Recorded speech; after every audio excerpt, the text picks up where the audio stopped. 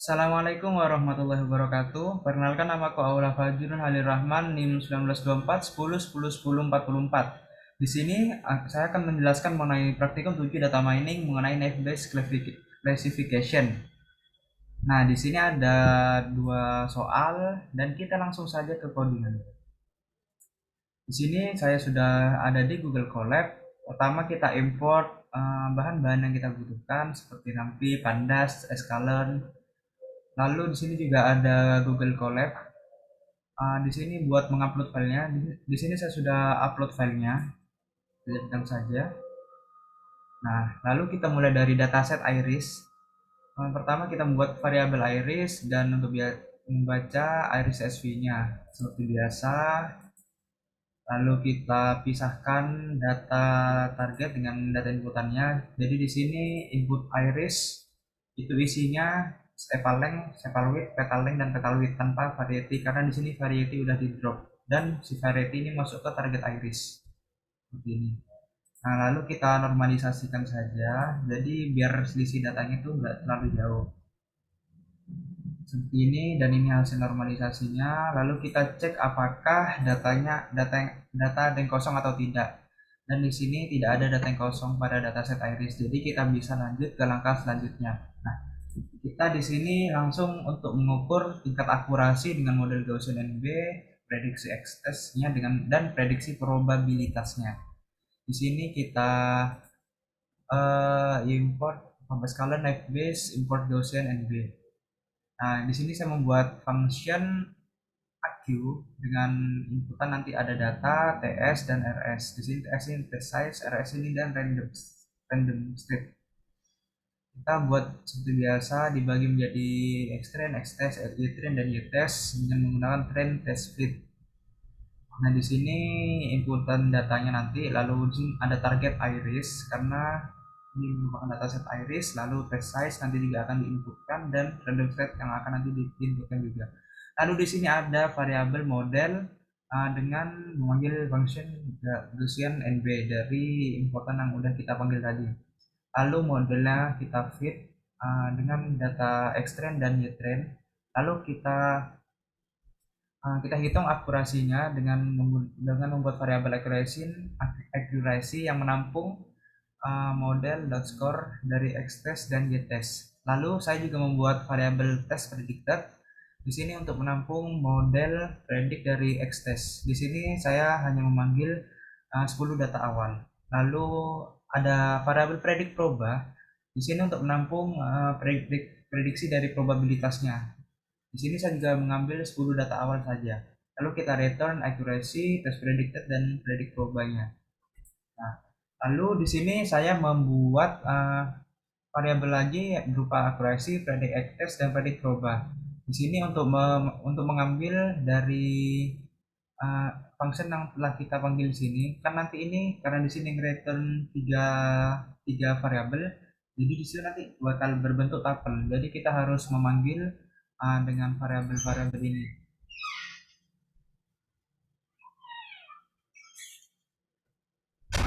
Jadi terus di sini kita panggil saja input iris dengan test size-nya 0,2 dan random step 100. Kita print saja dan nanti akan menghasilkan test size akurasi dari test size 0,2 sebesar 0,96. Lalu di sini predict X testnya Virginica setosa, Virginica setosa, Virginica dan sebagainya. Lalu di sini ada prediksi probabilitasnya.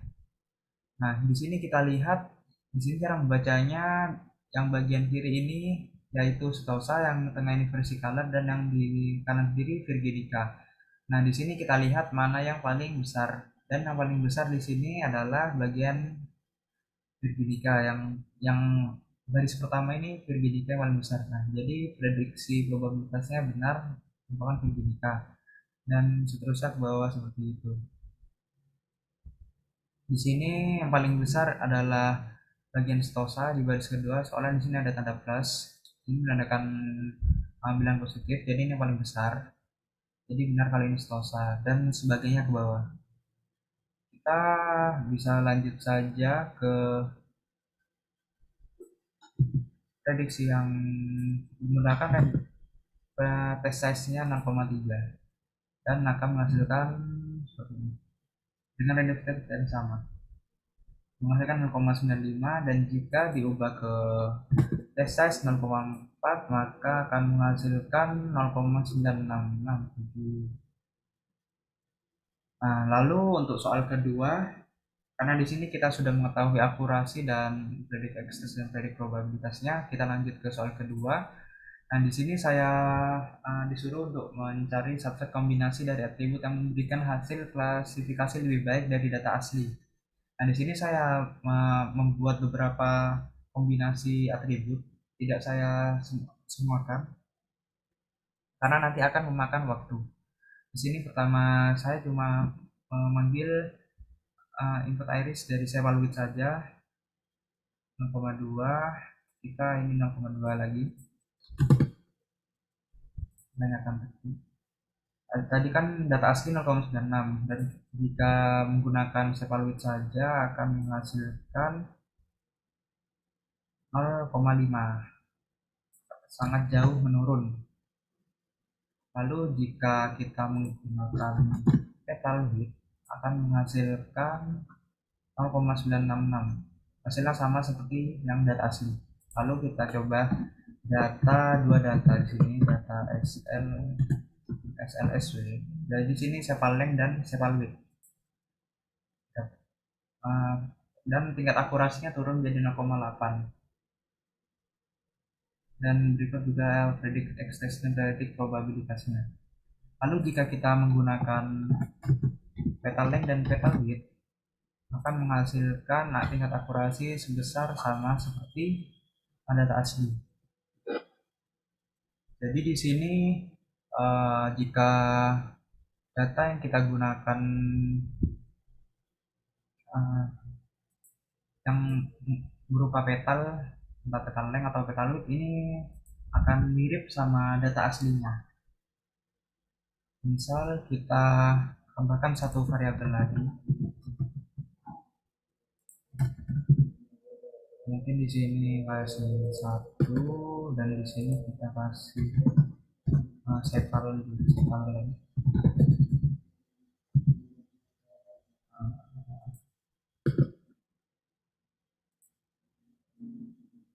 Di sini tetap akan menghasilkan 0,96667. Jadi seperti itu untuk yang kombinasi terbaik.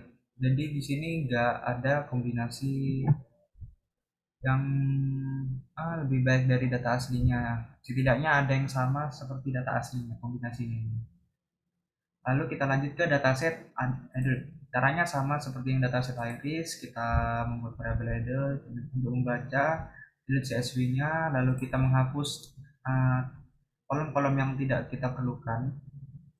Seperti ini, lalu kita juga memisahkan antara data inputan dengan data target idle dan input idle. Di sini income menjadi targetnya kita nanti. Lalu tadi kan ada di gender ini kan masih ada yang kata-kata nih. Nah, kita itu harus ubah ke angka biar nanti bisa diproses. Di sini kita membuat data dummy dan juga. Nah, di sini udah berubah female dan male. Kita gabungkan data dummy dengan input adult yang awal tadi, lalu kita juga menghapus gender dan female. Jadi kita bisa hanya memerlukan male saja. Artinya tidak harus male, bisa female juga. Tapi saya di sini menggunakan male.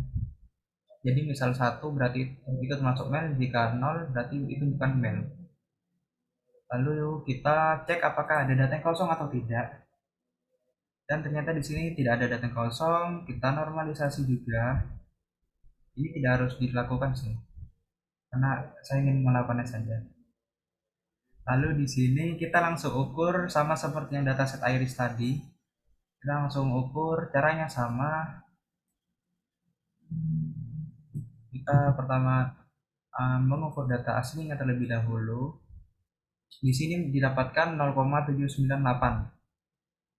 Di sini tingkat akurasinya 0,978. Lalu kita Di sini sama seperti soal yang di dataset Iris, mencari subset kombinasi terbaik, atribut terbaik.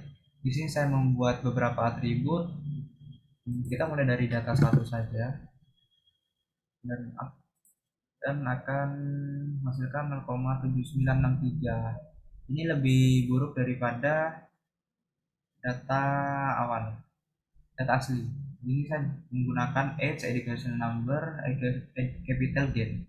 Lalu di sini misal kita menggunakan variabel data 2 yang berisi age dan male akan menghasilkan akurasi 0,76, lebih rendah lagi. Di sini terlihat juga predik ekstens dan predik globalnya sama seperti yang tadi.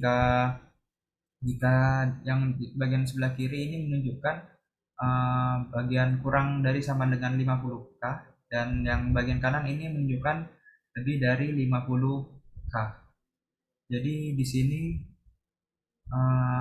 terbaca di sini probabilitasnya berarti lebih besar, prediksi probabilitas ke kurang dari 50k. Untuk yang baris ke satu, baris kedua juga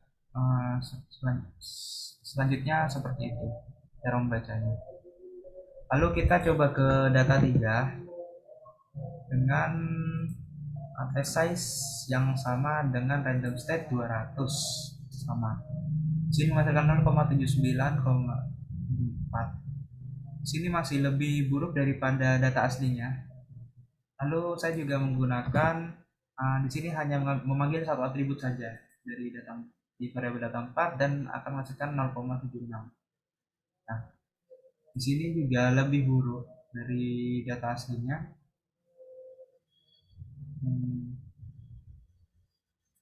Jadi di sini dapati saat tes size 0,2 tidak ada kombinasi yang saya coba lebih baik daripada data asli. Di sini saya menggunakan tes size 0,3 dengan random state yang sama 200. Misal kita ubah ke 0,3, maka akan menghasilkan 0,76, tetap di bawahnya data asli. Misalnya di sini data yang paling besar tadi yang nomor 1, data 1. Di sini menghasilkan 0,7956, tetap lebih rendah daripada data asli. Jadi kombinasi-kombinasi yang saya gunakan di sini masih belum lebih baik daripada data aslinya. Jadi memang untuk meningkatkan tingkat keakuratannya itu kita memerlukan data-data yang saling berkaitan satu sama lain, berkaitan erat. Jadi satu data itu harus saling berhubungan agar mendapatkan tingkat akurasi yang lebih tinggi. Jika datanya itu tidak terlalu berhubungan, misal yang data 3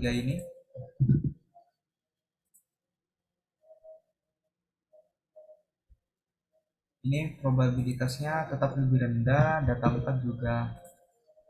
Apalagi data 4 di sini cuma memanggil satu atribut, maka tingkat akurasinya juga lebih rendah. Jadi ya seperti itu.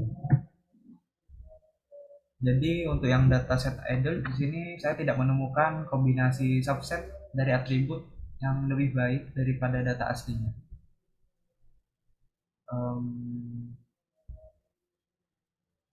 Sekian dari saya, kurang lebihnya mohon maaf. Wassalamualaikum warahmatullahi wabarakatuh. Terima kasih.